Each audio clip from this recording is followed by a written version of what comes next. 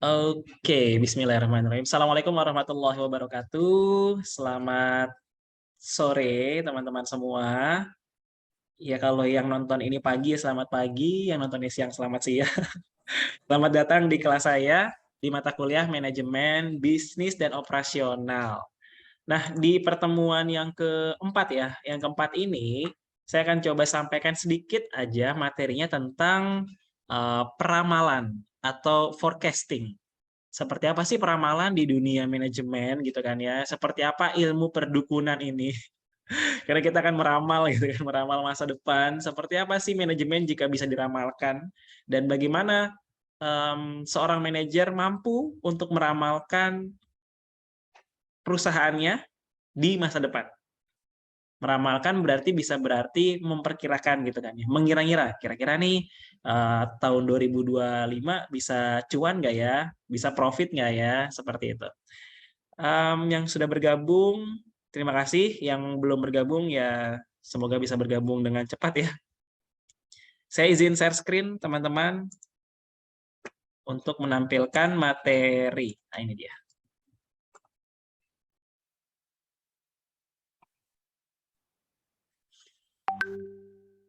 Pertemuan 4 tentang peramalan atau forecasting, bahasa gaulnya ya, bahasa gaulnya forecasting. Definisinya apa sih? Sebenarnya ini adalah seni loh teman-teman. Meramalkan itu adalah seni. Barara tuh, Barara ya yang peramal apa? Cloud engineering gitu kan, peramal MotoGP itu. Sorry, kok MotoGP?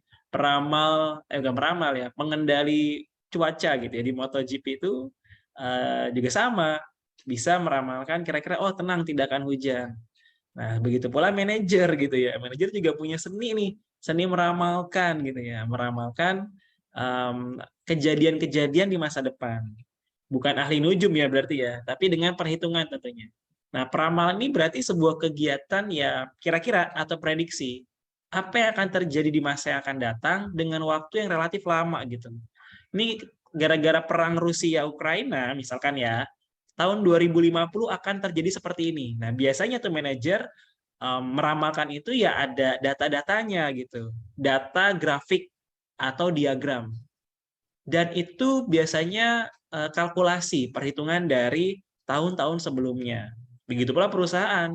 Perusahaan itu dari 5 tahun terakhir turun terus omsetnya. Kemungkinan 5 tahun mendatang bangkrut perusahaannya. Nah, jadi kemungkinan peramalan ini bisa benar, bisa tidak ya teman-teman ya. Namun setiap perusahaan pasti menginginkan masa depan yang baik untuk perusahaannya, masa depan yang cerah untuk perusahaannya. Nah, diperlukannya peramalan ini. Karena setiap CEO, direktur, pimpinan pasti punya visi kan. Visinya itu tahun 2025 punya omset 1 miliar misalkan. Nah, itu kan harus meramalkan juga. Nggak asal punya visi gitu. Biasanya by data. Nah, peramalan berarti suatu teknik analisa. Ya, ada teknik menganalisa perhitungan yang dilakukan dengan pendekatan kualitatif atau kuantitatif. Jadi penelitiannya ini pakai kuali dan juga kuanti. Untuk memperkirakan kejadian di masa depan dengan menggunakan referensi data-data di masa lalu. Betul ya? Berarti 5 tahun terakhir kita ambil data, 10 tahun terakhir kita ambil data, atau setahun terakhir kita ambil data, 12 bulan terakhir gitu kan. 12 bulan terakhir seperti ini. Kira-kira 12 bulan ke depan seperti apa? Seperti itu. Definisi ini bisa kalian baca ya. Tidak perlu saya sampaikan. Peramalan ya mirip-mirip lah. Ya namanya peramalan berarti ada estimasi atau prediksi atau memperkirakan kejadian di masa depan. Fokusnya adalah dengan menggunakan data-data masa lalu. Fokusnya di situ. Dengan menggunakan data-data masa lalu. Punya siapa datanya? Satu, punya perusahaan. Dua, data-data eksternal nih yang ada di ya zaman sekarang gampang ya ngambil data ya. Google tuh banyak banget data-data.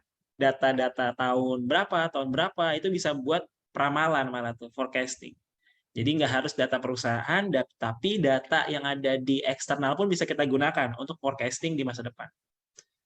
Kemudian tujuannya apa sih kita harus meramal seperti ini? Ya satu, buat mengkaji nih kebijakan perusahaan yang berlaku saat ini dan di masa lalu itu bisa nggak kira-kira kepake di masa depan gitu. Kita punya kebijakan nih dari tahun kemarin, 5 tahun kemarin sampai tahun sekarang. Coba kita forecasting, kita ramalkan kira-kira di tahun 2000 sekian masih kepake nggak kebijakan itu. Teman-teman mungkin masih ingat waktu kerja dulu ya, entah temannya, entah orang tuanya, entah tantenya, saudaranya yang absen menggunakan mesin ceklok. Tahu nggak? Absen pakai mesin ceklok gitu ya. Kertas, ceklok, segala macam, dapat tertulis. Nah, pasti kan semua perusahaan akan berubah. Kenapa? Balik lagi ke lingkungan. Kalau kita masih menggunakan kertas untuk absen, akhirnya dibuang, akan bahaya. Bahaya bagi siapa? Lingkungan. Akhirnya berganti menggunakan fingerprint.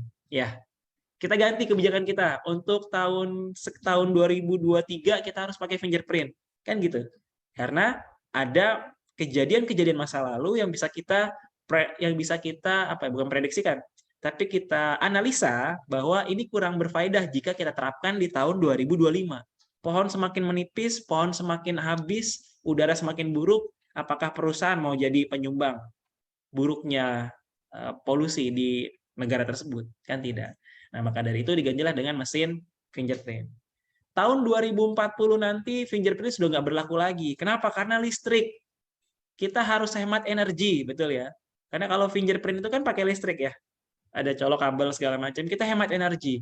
Hal apa yang bisa kita hilangkan tidak menggunakan listrik? Oh ini, aplikasi ini nih, bukan aplikasi, sorry. Alat ini nih, alat fingerprint ini. Ini wattnya lumayan besar nih fingerprint. Kita ganti menggunakan apa? Aplikasi. Sekarang menggunakan smartphone. Orang-orang absen pakai smartphone. Gitu kan ya? Ya paling ngecas handphone kamu, rumah kamu, nggak di kantor. Contoh seperti itu. Jadi tujuan meramalkan itu seperti itu. Melihat kebijakan yang sekarang bisa nggak ya kepake di masa lalu, di masa depan. Kalau nggak bisa kepake, ganti. Pikirkan, pakai apa ya? Analisa, kira-kira gimana ya? Negara tetangga seperti apa ya? Nah, biasanya kita melihat negara Eropa dan Amerika itu 6 tahun ke belakang. 6 tahun ke belakang tuh terakhir di Amerika dan Eropa seperti apa ya yang lagi happening. Itu biasanya diterapkan di kita nih, di negara timur. Agak jauh ya. Jadi yang happening 6 tahun lalu pasti bisa happening di negara kita. Contoh lah sederhana seperti itu. Itu ya teman-teman.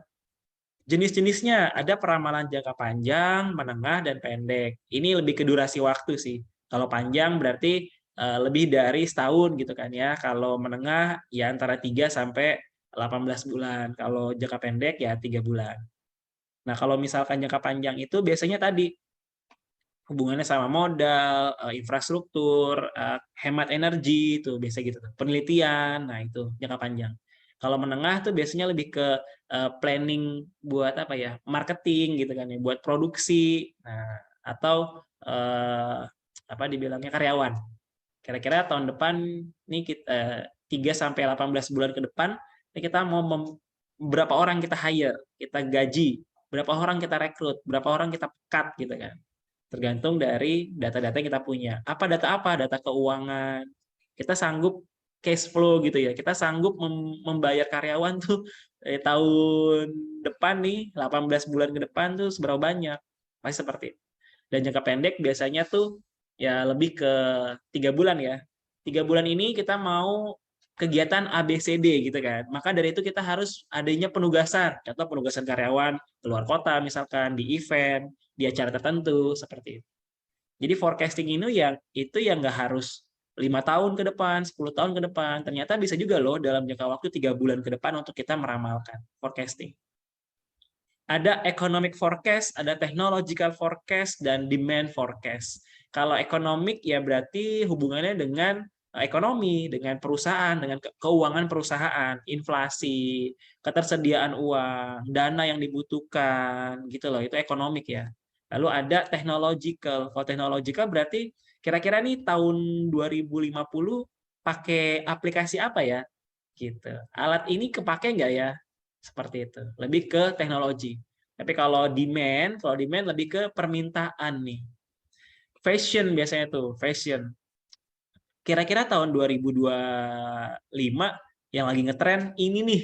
Nah, itu biasanya ada yang seperti itu. Kenapa? Karena opini, lalu zaman sekarang sudah ada media sosial, sudah ada, ya banyaklah hal-hal yang mendukung kita untuk bisa meramalkan tahun depan tuh apa yang ngetren. Biasanya begitu.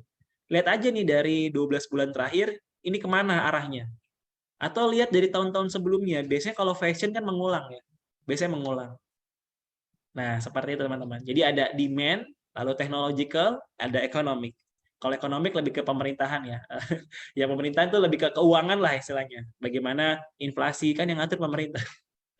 Bagaimana inflasi, bagaimana suku bunga gitu kan. Tapi kalau technological, teknologi, alat, aplikasi, kalau demand ya permintaan. Berarti keinginan pasar, lebih ke keinginan pasar. Pasar mau apa tahun depan? Kita harus siapkan. Siapkan dari sekarang. Kenapa nggak siapkan tahun depan? Ya ketinggalan. Keburu diambil sama perusahaan lain gitu kan. Nah, makanya banyak perusahaan tuh yang bisa meramalkan ketika itu booming, dia udah siap. Ada perusahaan tuh yang telat meramalkannya. Yang ngikutin zaman tuh telat. Karena dia tidak melakukan forecasting. Ketika perusahaan melakukan forecasting, dia tahu nih tahun 2025 bakal booming nih, hal ini bakal booming, dia persiapan kan, siapin desainnya yang rapi, siapin logonya, siapin ABCD-nya. Ketika tanggal 2025 muncul, booming, memang lagi rame, perusahaan sudah siap, pecah, jadi. Tapi yang nggak siap, ya harus bikin dulu desainnya, bikin dulu logonya, baru ngikutin. Terlambat kan, keburu dipakai semua sama si perusahaan A ini. Diambil semua gitu, permintaan dari masyarakat. Seperti itu. Contoh yang nggak jauh-jauh ya banyak sih ya teman-teman. Bahkan ini menyangkut ke technological juga. Misalnya TikTok. Diprediksikan waktu zamannya Alpenlibe, siapa sih? Bowo ya. Bowo Alpenlibe, TikTok itu nggak akan berkembang gitu. Orang-orang pada diem aja. Tapi ada perusahaan yang berpikir bahwa TikTok itu akan berkembang nantinya. Nah, banyak perusahaan tuh teman-temannya TikTok yang tetap fokus sama TikTok. Akhirnya saat TikTok booming, ya orang-orang itu keuntungan.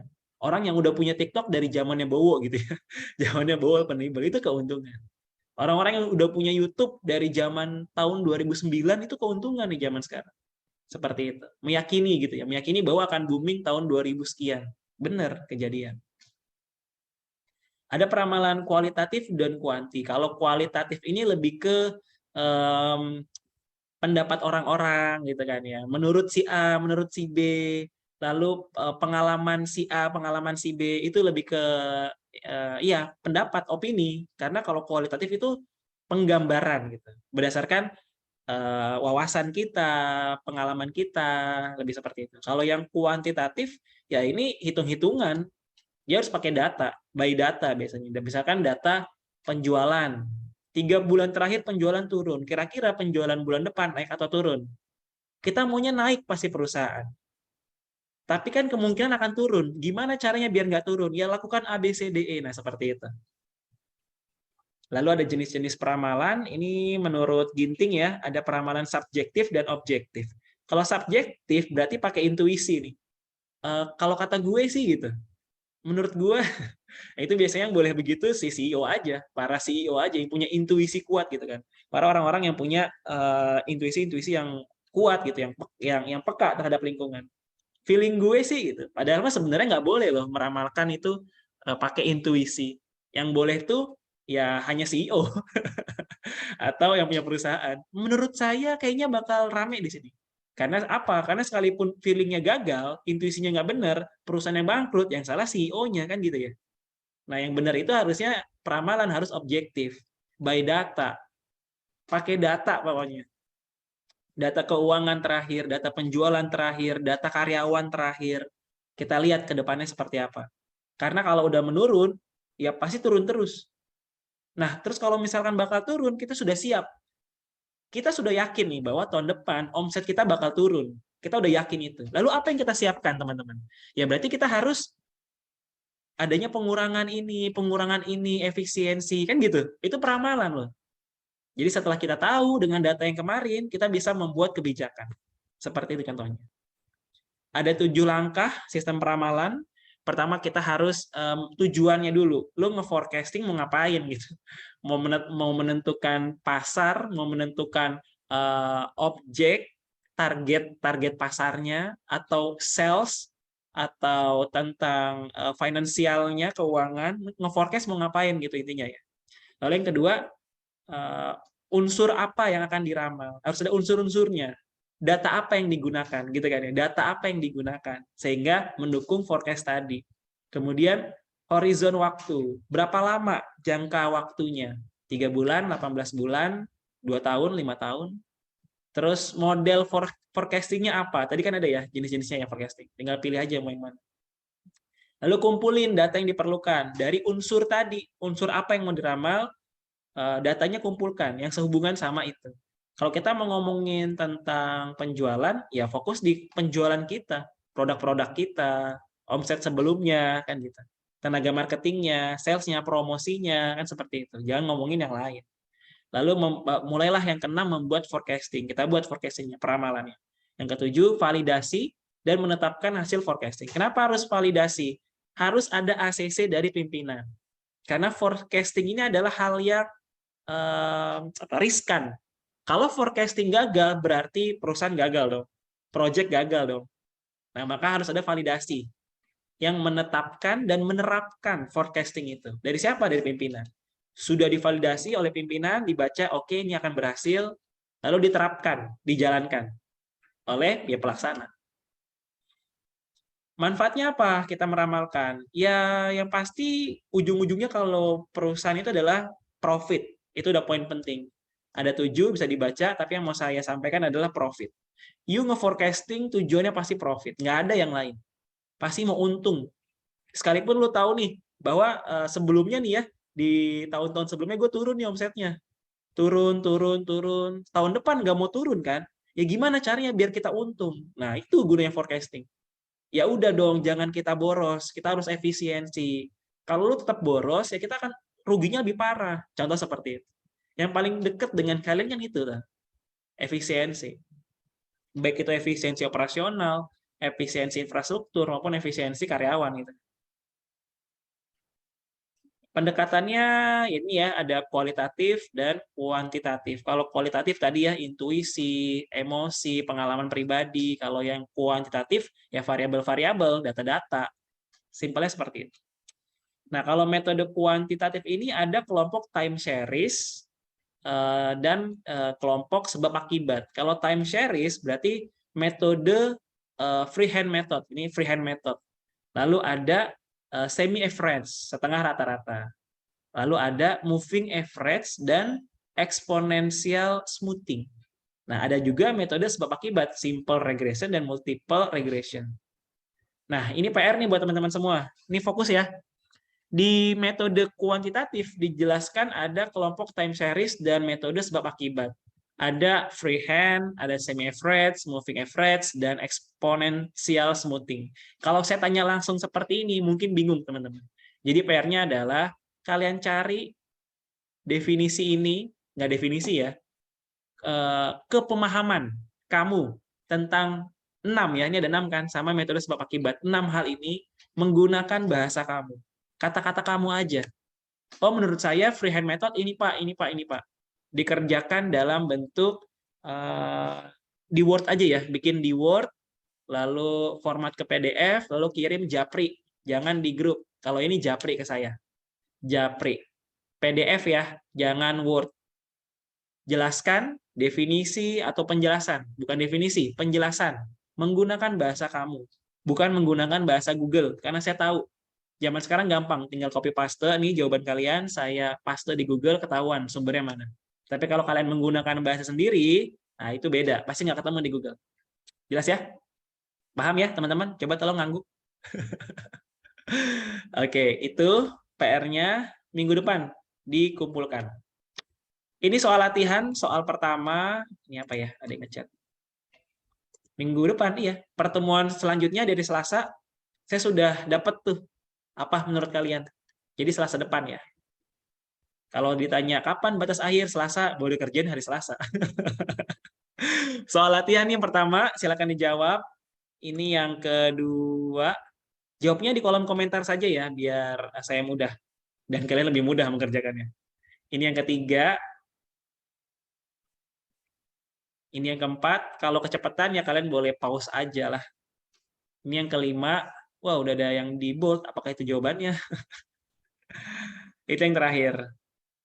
Oke, itu tentang forecasting. Kalau ditanya, Pak, penting nggak sih forecasting? Penting banget, teman-teman. Kenapa penting? Karena tadi, profit. menyangkut profit. Kalau you sebagai manajer nggak bisa nge-forecast, nggak bisa ngelihat masa depan dengan data masa lalu kamu, maka kamu belum bisa disebut sebagai manajer. Nah, jadi teman-teman, calon-calon manajer nih, calon-calon CEO gitu ya, ya belajar dari sekarang gimana cara kita bisa menyiapkan. Kan pada intinya itu kalau forecasting adalah menyiapkan apa yang bisa kita siapkan saat ini untuk di masa depan. Ya masa depan ingin kita harus paperless. Ya dari sekarang sudah siap. Siapkan karyawannya, siapkan kebijakannya, regulasinya, siapkan peralatannya. Sehingga waktunya tiba kita sudah siap. Seperti itu. Mudah bukan? Itu saja yang mau saya sampaikan. Semoga materi yang sederhana ini bisa bermanfaat buat teman-teman semua. Terima kasih telah menyimak, dan kalau yang belum menyimak boleh diputar lagi aja. Kalau yang kurang paham boleh putar lagi aja. Terima kasih. Wassalamualaikum warahmatullahi wabarakatuh. Waalaikumsalam. Makasih Pak.